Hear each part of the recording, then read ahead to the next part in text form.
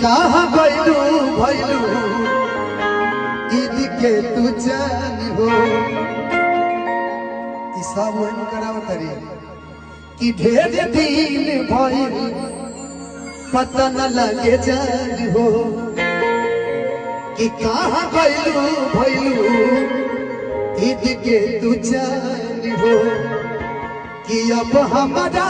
पना तोहरा प्यार बता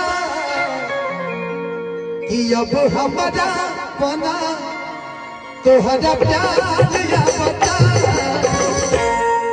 कि तोहरा प्यार आवता